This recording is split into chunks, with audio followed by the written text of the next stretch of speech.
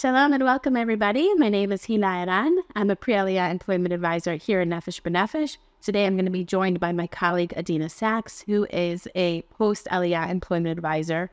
And we are going to talk today about how to prepare for employment for Aliyah for those who are within 8 weeks of being ready to work here in Israel. So maybe you're currently in the States and have that ticket ready to come, or maybe you just made Aliyah and you are ready to begin looking at the employment piece of the process. So we're here with you today. We're going to spend about an hour or so together. Go ahead and grab a pad of paper, notebook, open up a blank document, bring a cup of coffee or a cup of tea, and let's go ahead and dive in. Before we go ahead and do that, just keep in mind that we do have additional videos on the Nefesh B'Nefesh YouTube channel for those who are looking for employment guidance or more short-term planners, so anybody within, let's say, 6 months from Aliyah. And then we also have a video targeting aspects for employment for those who are looking more long-term for Aliyah. So go ahead and tune into those if you are currently not at this stage of the process. First, I want to say a Mazal Tov, a huge Mazal Tov, because if you are here today watching this video, that means that you've gone through a huge process to get to this place, and we want to acknowledge that. And I also want to acknowledge the fact that we appreciate the fact that you're here with us today and are taking the time to go ahead and learn more about how you can make yourself more marketable, how to apply for jobs in Israel, and really understanding what it is that you can do to go ahead and secure a job now that you are here or are close to being here. Let's talk about the employment timeline. So we've put together this slide just to kind of see the different aspects that one should focus on according to the timeline from Aliyah.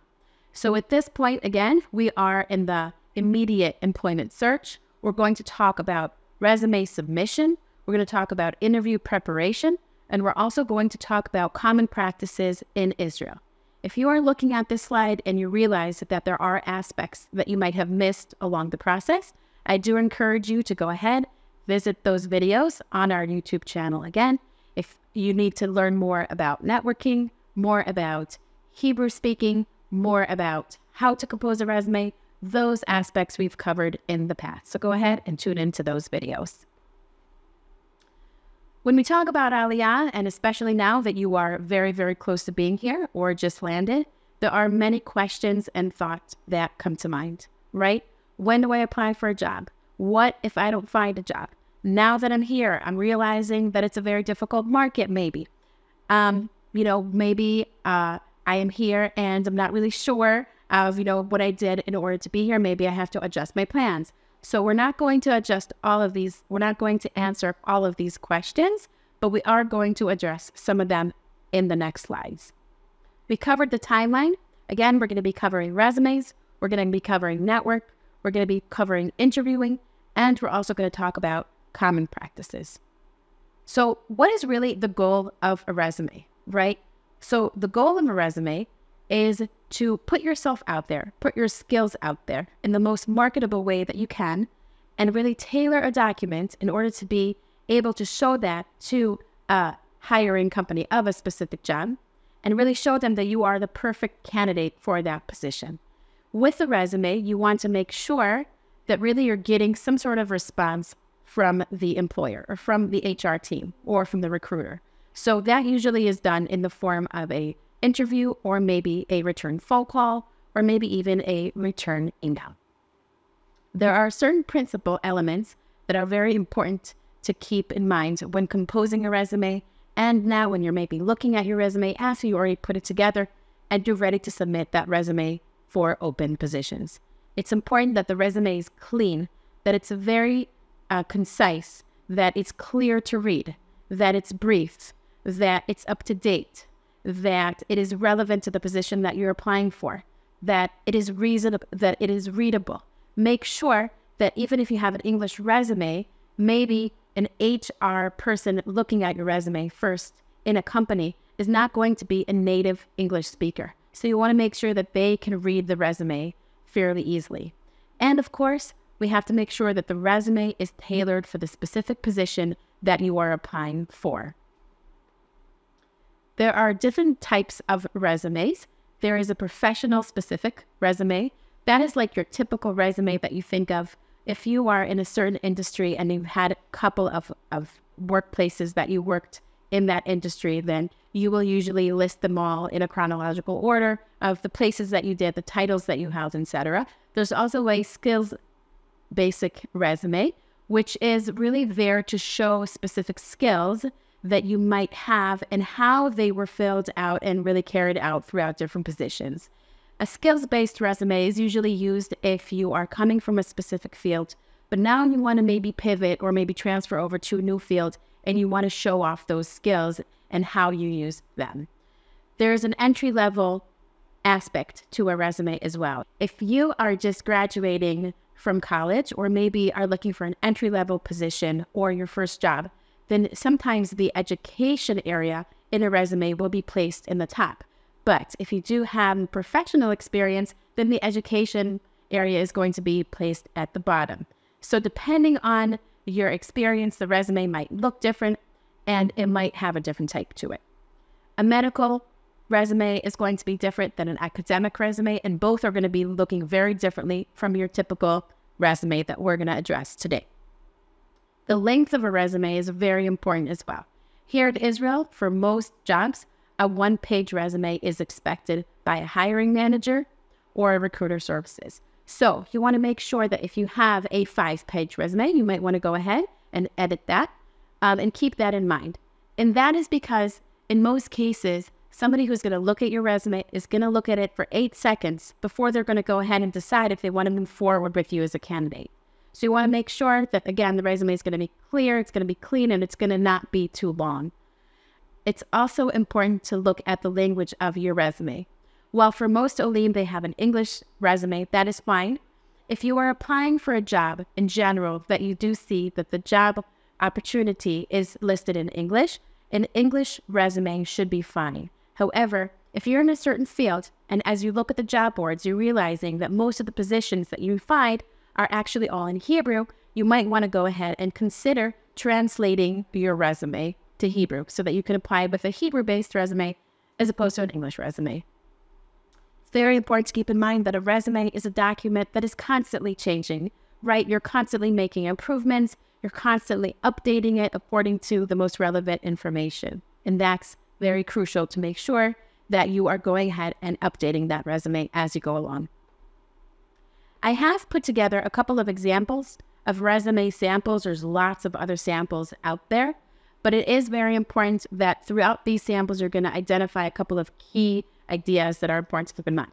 So the first one is really to make sure that your name and potentially your title is also on there and that your contact information is shown in a very clear way. Sometimes if you are still in America or in Canada and you are looking to make Aliyah very soon, right? Then we would suggest, okay, keep your foreign phone number if it's okay for somebody to contact you on that number, but perhaps remove your physical address because you are almost here now and you want to show the hiring manager that you are able and ready to work. If it's in Yerushalayim or Ramat Bet Shemesh or Tel Aviv, Haifa, you might not want to put down a physical address. You do maybe want to put on a LinkedIn address if that is a URL address that is going to be relevant, or you might want to put your email address there too, but make sure that your contact information is clearly visible. The other thing to consider is that most of the resumes are going to have very typical areas in them. You're usually going to see an education area. You're usually going to see achievements in previous places of employment. If you have IDF or similar experience abroad, you will definitely want to list that there, language section, etc. So again, there's many different types of resumes, many different ways to compose a resume. In general, if you can put together a PDF and a Word type of resume, that would be suggestion. Submitting your resume. So when you submit a resume, you have to keep in mind that some people have a Canva document or they might have their resume saved on a drive. But when you are submitting a resume, it is important that you submit a Word or PDF document and nothing else really, because the places of employment are looking for that specific type of document. Additionally, you also want to make sure that when you submit your resume is saved under a name that would make sense for the position. So for example, saving your resume under a name of Joseph's Joe Final Version Fall would not be a good way to save your document. However, saving it under your first, your last name, and possibly even the title that you're applying for would be a good way to save the document. Cover letters. Cover letters, while they're very common in the US or Canada, they're not as common here in Israel. However, many times when you do apply for a position, you will see that there is a section of about 3 or 4 lines that you can go ahead and write information about yourself. When you do submit your resume for a position and you do see that space available, I would strongly encourage you to take utilization of that space and go ahead and do put in a couple of words about who you are, what you're looking for, and why you might be a good fit for that position. It's very important to follow up, but it really depends on how you submitted your resume in order to make sure that you're following up appropriately. If you submitted a resume for a position that you saw through a friend, a colleague, somebody in your network, a family member, it is totally appropriate to go ahead and follow up and thank that individual through whom you submitted the resume. But if you submitted a resume through maybe a recruiting services, your follow-up might want to be a little differently. And why is that? Because for recruiting services, you as an Ole or as somebody who is looking to apply for a position, you're actually not the customer of their recruiting services. The company that is looking to hire is the customer. So you do want to go ahead and get in touch with the recruiter. It's important to keep in mind that you are on the radar, but it's also important to keep in mind that you're not following up too often so that you're not underneath to the recruiter services. You want to make sure that if you are applying for a position, that before you go ahead and submit the application and submit your resume, if it's on LinkedIn, for example, perhaps you can find a connection that you can make with somebody in the company that you can kind of put in your resume through the back door for that position, through that contact. Or perhaps you want to see if there is a page on the company website that you can go ahead and submit the resume. Basically, if you can find a more direct line of communication with the company or with the hiring manager, it is always recommended. I also want to encourage you to send us your resume. In certain cases, if you are working in specific fields, we sometimes have opportunities where positions come to our table and we are happy to make that match. If you are a US CPA, if you're in accounting, finances, high tech, sales and marketing professional, if you work in corporate law, or if you are working in office management or administration or bookkeeping, but you have Hebrew skills as well, definitely go ahead and send us your resume. You can send us your resume to employment@nbn.org.il. Please go ahead and do so with your name, your first name and last name, so that we also know how we can use this resume in the future and for what. Looking for your job in Israel. So at this point, hopefully you've already done some market research and you've already researched the field in Israel. But in general, when you are now ready to go ahead and submit your resume and you're ready to look for that job, you can use job boards, you can use company pages, networking through friends, maybe family members, social media platforms and applications, job fairs, or maybe a networking event, and also recruiting services. Nefesh B'Nefesh has a job board, which I'm sure most people are already familiar with at this point. Again, I'm assuming that you've already talked to us or maybe your Aliyah advisor or maybe searched the web. But we do have a Nefesh B'Nefesh job board. On that job board, we have hundreds of positions. It is a job board that is updated daily with lots and lots of more opportunities. What's really nice about the job board is that a lot of the positions are actually listed all in English, so it's a very comfortable platform to use, especially as you're integrating into the workforce here in Israel. There are general job boards that you can use, some of them being Doshim, Glassdoor, All Jobs, JobNet, and Link. The thing about the general job boards is that oftentimes a position is going to be posted in more than one job board. So you don't actually have to follow all of them. I would suggest to look at one, maybe two of them on a regular basis, just to get, again, an idea of what's out there. At the same time, you can also use field-specific or job-specific job boards. For example, if you are in the third sector or nonprofit world, you might want to look at Shati, for example. However, if you are a medical professional, you might want to look at Clalit or the other healthcare job boards. If you are in education, you might want to look at EdJobs. So just really depending on what field you're in, you might also want to use field-specific job boards. Another great way to look for jobs and to apply for jobs is using company pages. Many companies will have a career section on their website. So if you find a company that you are really interested in working for, I would strongly suggest to go ahead and follow their career section on the website. Networking. Networking is key when looking for a job. We've seen this in recent years, especially as LinkedIn has become a platform that many more people are using, Facebook, etc. So why are you networking now? We would suggest to start networking way before you're actually making Aliyah. Even if you're 2 years out from Aliyah, you can start networking. If you are a month away from Aliyah, you can start networking.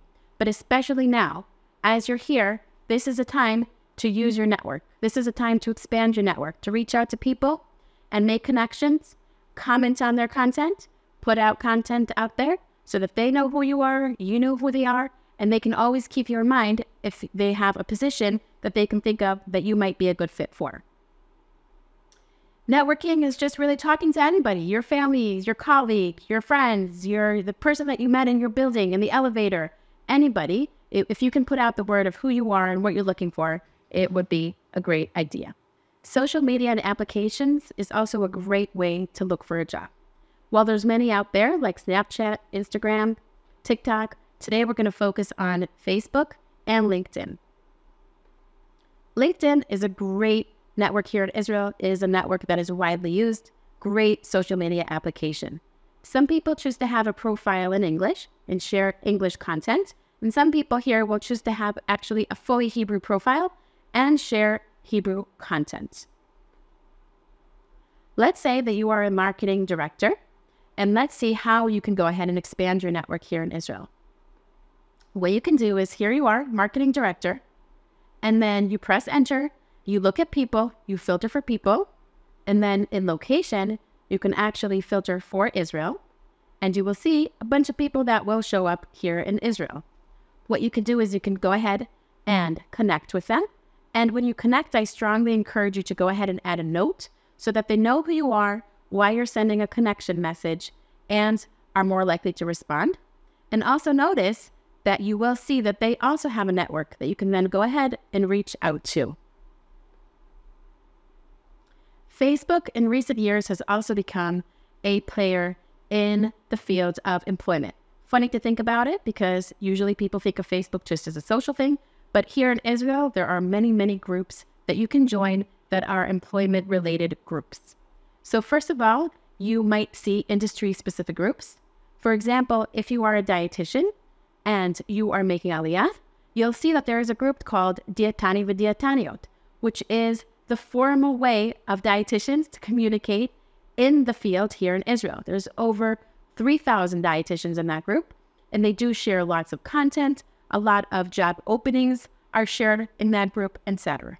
You might also find that you see English-speaking or Olim or international groups. So again, if you're a dietitian, maybe you joined that group, but then you find that there's an international dietitians in Israel group that you can join to kind of pick their brain about the process of transferring your license, what it was like, maybe different jobs that require English, etc. So there's that group additionally.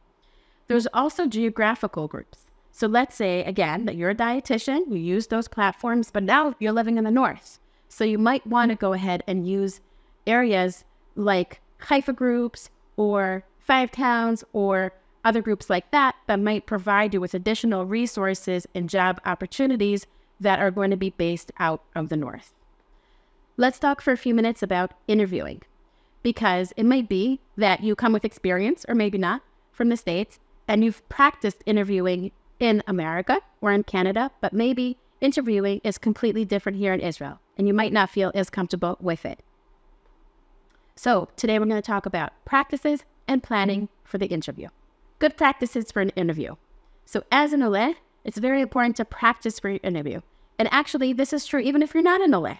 You want to make sure that you come prepared for the interview, that you want to come with the right questions, that you practice your answers, and that you've gone through your resume, that you know what it is that you're going for. Maybe in the States, you had a car, and now you're here living in a city, and you're going to an interview in a city, and for the first time, you're going to be using a bus or a train or maybe some other formal public transportation. You want to make sure that you plan and that you map your route, because missing that train or missing that bus or just even having to get to the interview using public transportation might be something completely new to you. You also want to make sure that you know the dress code, that you dress appropriately.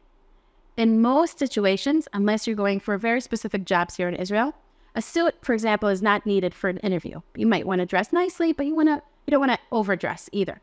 So you want to definitely go ahead and understand what it is like in the company that you're interviewing with to be able to dress appropriately, to feel comfortable with who you are in the interview, and make sure that you're not making other people feel uncomfortable with the way that you dress. You want to make sure that you arrive early. Not too early, but I'd say about 15 minutes or so should be enough. You want to make sure that you're there, you got a cup of water, maybe use the restrooms if you needed to, but you want to make sure that you're not sitting there for half an hour or an hour and that you're in interference with what's going on at that time. You definitely want to familiarize yourself with common or legal questions. And for that, I do want to invite my colleague Adina Sachs, who is a post-Aliyah employment advisor. She's going to join us today to discuss common practices and also other important things that you need to know as you get ready to apply for jobs here in Israel and as you begin working as an Ore here in Israel. So Adina, go ahead. Hi, I'm Adina Sachs, employment advisor at Nefesh B'Nefesh, focusing on Olim once they have arrived in Israel. I'm glad you all got to meet Hila, my colleague, and she has prepared you and given you all of the information that you need to orient yourself and put yourself in the mindset of finding a job in Israel. And welcome. Now you've arrived. Mazal Tov on your Aliyah. I'd like to talk about some common practices to be aware of when you hit the job market in Israel and really get started on the ground with your search. When you begin a job in Israel, it's important to be aware and expect the process that will follow. Just like when you were interviewing for a position, it's important to understand the company culture, to understand the dress code and what expectations of you might be. When you begin a job, it's important to understand that you will be asked from day one to complete something called a 101 form, the Tofes 101, Tofes 101. That form is for tax purposes, and it's important to complete all of the information there. This is a perfect example of when you need to feel very comfortable asking questions and being able to communicate comfortably with the HR person at your employer. They can answer your questions. They can guide you through this, especially if it's the first time you're doing it. They may assume that you can complete a form in Hebrew, and if you can't, and if that's challenging, then you do need to ask. You can always, in addition, turn to us at Nefesh B'Nefesh. You can find me at Nefesh B'Nefesh if you have questions regarding how to complete this form. It's a required mandatory form for tax purposes. Very, very important is to complete the box that states that you are a new Ole. And to make sure that in addition, you've attached a copy of your Teudat Ole. That's extremely important because it has ramifications for tax benefits that you have as an Ole. There's a concept called Nikudot Zikui, tax credit points. In Israel, your income tax is withheld at source each month from your salary. So in order for the employer to be able to deduct month by month the amount of tax that you are exempt from paying as an ole or ola chadasha, you have to have submitted your Teudat Ole along with the 101 form that you submitted. This all may sound confusing. My point is to ask questions so that you can understand. I also want to let you know that there's information on the Nefesh B'Nefesh website regarding income tax and how that works in Israel. So I'm not going to spend time now going through the way the tax credit point system works, but I am going to let you know that all of that information is on our website, easily searchable. And if you have any questions after reviewing that, you can always reach out with your questions. In terms of employment contracts, in Israel, it actually is not obligatory for an employer to issue a contract to you. What is mandatory is for them to offer you something called a notice of work conditions. That's something that every employer has to give any employee within a certain amount of time, within 1 month, stating your basic terms of employment. Many employers do give you an employment contract, and those tend to be mostly boilerplate documents with specific terms of your specific employment and position included there as well. I am always, again, available and happy to review contracts with an ole or an ola, although we very much are not lawyers, rather professionals who have experience looking at contracts and reviewing contracts and can assist and at least let you know where the questions you need to ask are. So we've spoken now a little bit about what your first day at work might look like and what things you can expect to be asked to do, to complete. I want to take a step back, though, and talk about the period when you're still job searching, and talk about some of the resources that are available to you and that you should be aware of in the process so that you're really maximizing the resources and the range of resources that you are tapping into.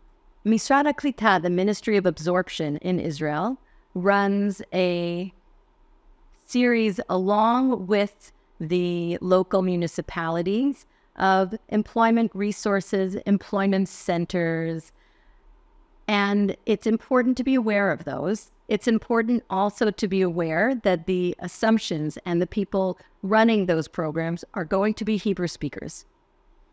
This is where Nefesh B'Nefesh comes in and bolsters those resources for you, North American Olim, who are making Aliyah and going through the job search process, and for whom it might be a little more challenging, at least initially, to approach these nationally available resources that are solely in Hebrew.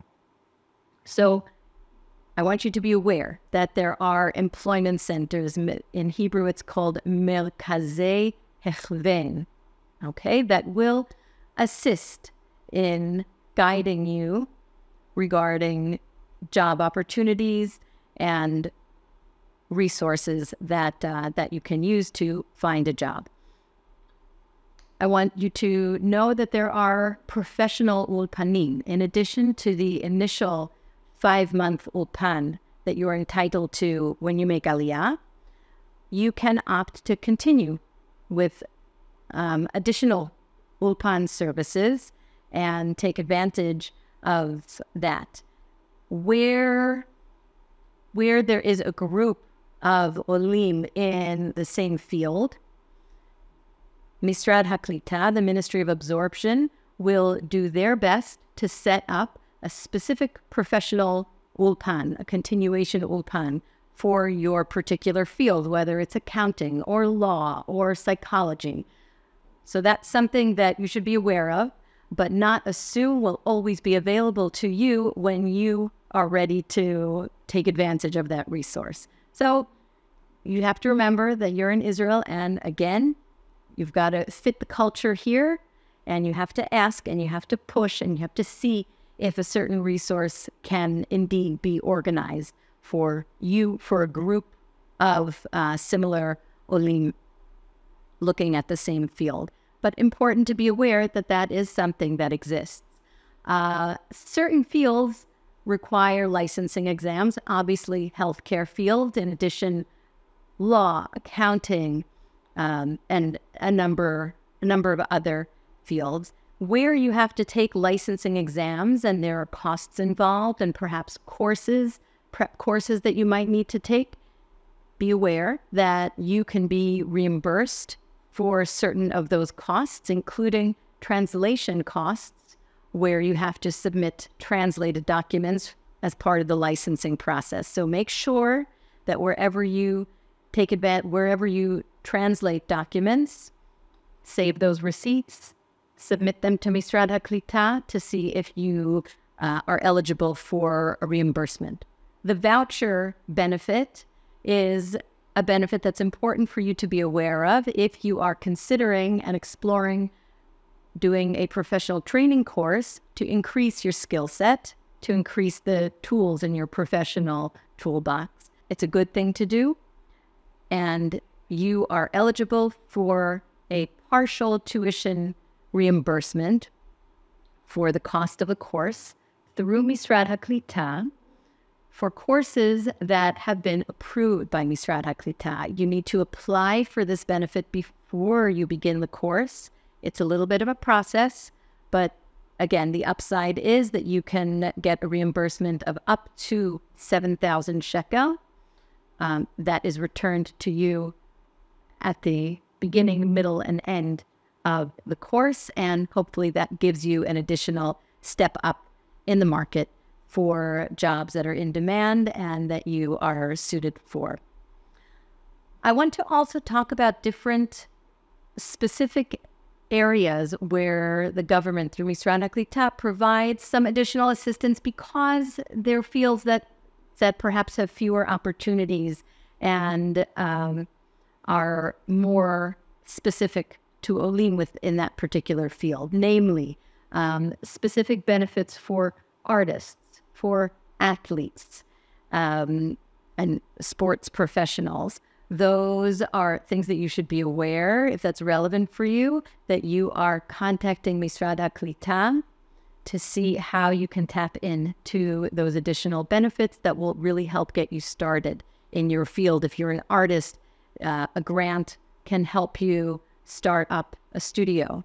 If you are an athlete, it can help you access training space or particular coaching or coaching costs that you need to cover. So be aware that those specific areas do come with an additional government program.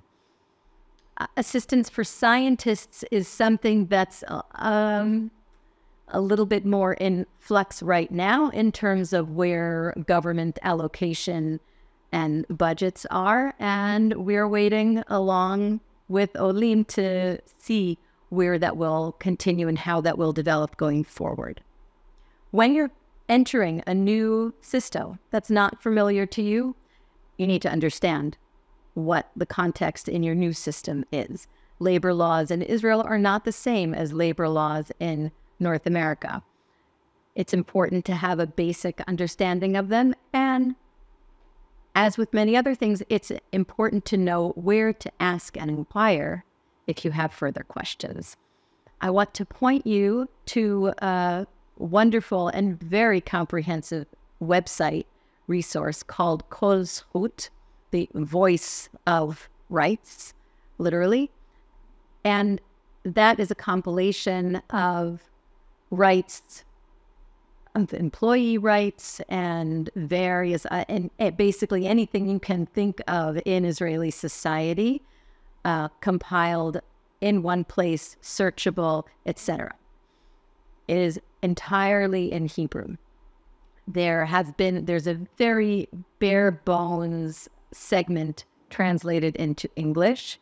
It is too difficult and costly and labor intensive for this group to maintain proper and accurate translation in various languages. So they have made a decision to just keep it in Hebrew. Google Translate is your friend. You can use Kol Zchut as a resource together with Google Translate. And of course, Nefesh B'Nefesh is here to help and assist with any particular questions that you have. But anything regarding rights for maternity leave, rights in the workplace, rights when you're leaving the workplace, it's all covered there.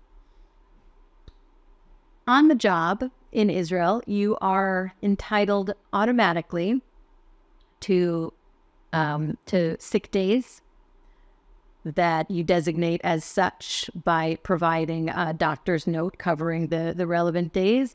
Your sick days accrue when you're on the job, 1.5 days per month, 18 days per year. And those are days that you can access.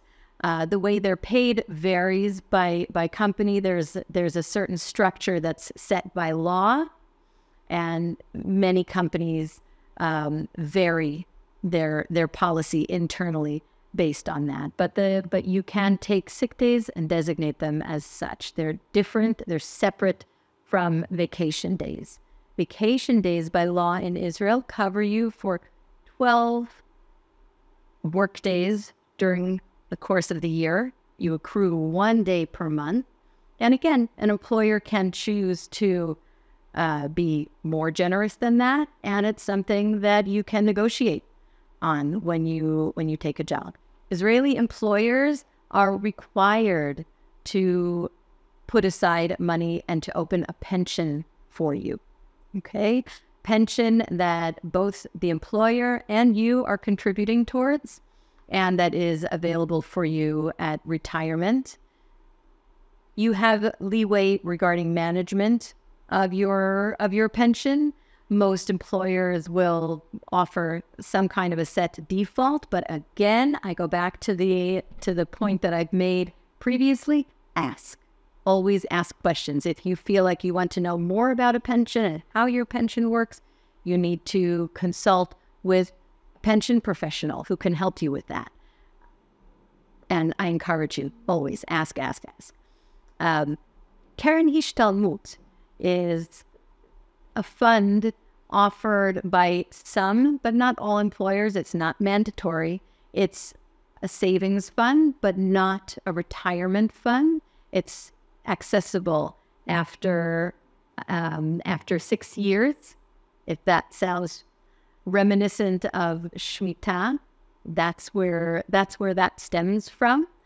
Keren Hishtalmut is something that you contribute towards, but your employer contributes monthly much more, and it's funds that are invested and available to you, again, to withdraw as you wish after a 6-year period, whether you're employed for the same employer or not. It moves with you. Okay? It's a very nice benefit to have. Not all employers will offer it, so it's not something that you can expect, as opposed to the pension, which is mandatory and must be offered within a certain period of time to Olim Chadashim as well. So what now?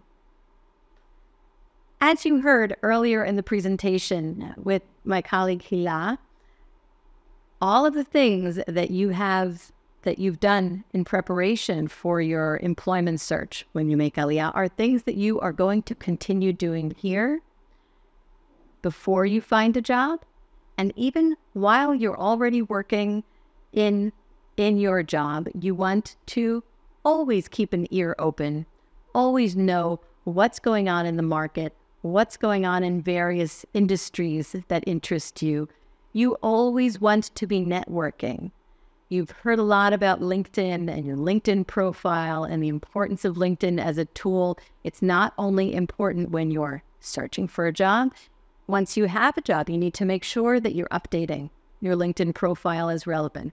You need to make sure that you're creating a voice for yourself on LinkedIn so that when you need to be looking for a new job, or if you're exploring once again, you already have your voice in place. You have a brand for yourself in place, and you will be able to leverage that for your next opportunities. Certainly, it will ease you into additional networking contacts that are so important in Israel. I cannot underscore enough the importance of creating those contacts, of getting to know other people, other professionals in your industry, in related functions, so that you're constantly creating and continuing to grow your network. It's the most worthwhile investment you can make in your professional life in Israel.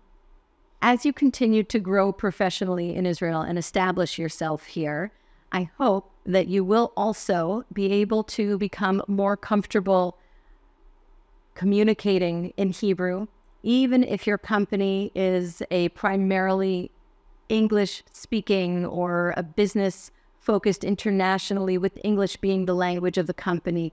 It will always work to your benefit to be increasing and to be becoming more comfortable communicating and speaking in Hebrew. It will open up new networking worlds for you and new opportunities where even if the company is a Hebrew-speaking company, you are the English-speaking expert. That is an asset that you will always bring with you. But the more that you can increase your comfort level in Hebrew, the more you're going to expand your opportunities in Israel. So that's something that you always should be working on. The adventure of employment in Israel is an adventure. Typically, job duration in Israel is shorter than what you might be used to from your home country. And it's important to be able to roll with those punches, to find your people who are moving around through different jobs, and not to get too upset when jobs don't last as long as you had ideally hoped. Rather, continue to network, get back on that job search horse that's just part of what you do, and enjoy the process and enjoy the people you meet along the way, both professionally and as part of your Klita integration culturally in Israel. I wish you success always, and you can always turn to Nefesh B'Nefesh, to myself, Adina Sachs, to Hila, and we're here to help you. Thank you so much.